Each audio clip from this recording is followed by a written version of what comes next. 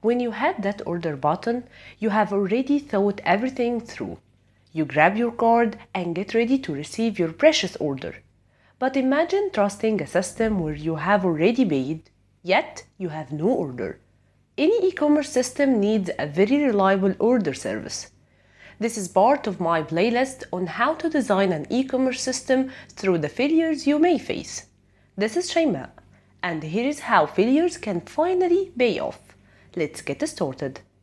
Before designing the system, these are the questions I asked myself. If a user creates an order, then accidentally creates the same order again before confirming it, how do we avoid duplicate orders? If a user has a cart containing the last item in the stock, then this item is no longer available in the stock. How to avoid making false order created without stock validation? If a user pays for an order, but the order creation fails afterward, how do we prevent losing that order?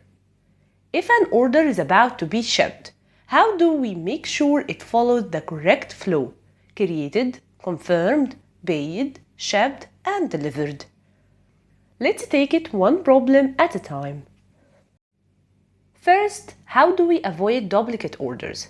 Think about the real world. You grab a shopping cart, put the items you want inside it, then go to the cashier to pay. In our system, the user has a cart and creates an order from it. However, the user hasn't confirmed or paid for the order yet. So what prevents the user from creating the same order again while still having that cart? This is where status comes in. When a user creates an order, the system first checks whether the cart has already been checked out. If the cart is already marked as checked out, the system blocks the request and prevents another order from being created.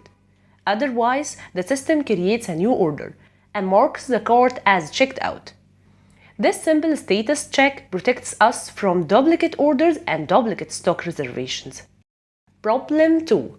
Order created without stock validation. Now imagine a customer wants to buy the last item in stock. The order gets created successfully, but only afterward the system discovers that the item is out of stock. Now we have an order that can never be fulfilled. To avoid this, before saving the order, we first verify that every item has enough stock available. If even one item doesn't have sufficient stock, the entire operation fails and no order is created. In other words, no stock, no order. This protects both the customer and the business from false purchases. Problem 3. Payment success but order failed. This is one of the most dangerous failures in any e-commerce system.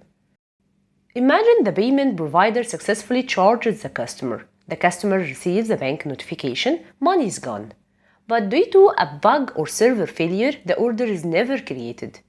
Now the customer has paid for something that doesn't exist in the system. To prevent this, we first create the order and store it with the status of created. Only after the order exists do we allow payment processing. Then when payment is confirmed and order status changes to paid, this way the system always has a record of the purchase before accepting money. Problem 4. Invalid order status changes. What if someone tries to ship an order that was never paid for, or mark an order as delivered before it was shipped? These actions don't make sense in the real world, so they shouldn't be allowed in the system either. To solve this, we define valid status transitions. A created order can become paid, a paid order can become shipped, a shipped order can become delivered, and other transition is rejected by the system. This keeps the order lifecycle predictable and prevents invalid business operations. Now let's see how the service solves these problems. The create order from cart method starts by validating the cart. It checks whether the cart has already been checked out. Then it verifies that the cart is not empty. Next, it converts all cart items into order items and calculates the total price. If all validation pass, the order is created and the cart is marked as checked out. For order status management, we use dedicated methods such as confirm order payment, and ship order. And about payment service, I didn't build it yet, but I will in the next episode. Each method verifies the current state before allowing the next step, ensuring that orders always follow the correct business flow. Let's see whether these protections actually work. I will use Postman to test each scenario and try to break the system. First, let's create an order normally. Then we will try to create the same order twice from the same cart. After that, we will test stock validation when two users want the last item.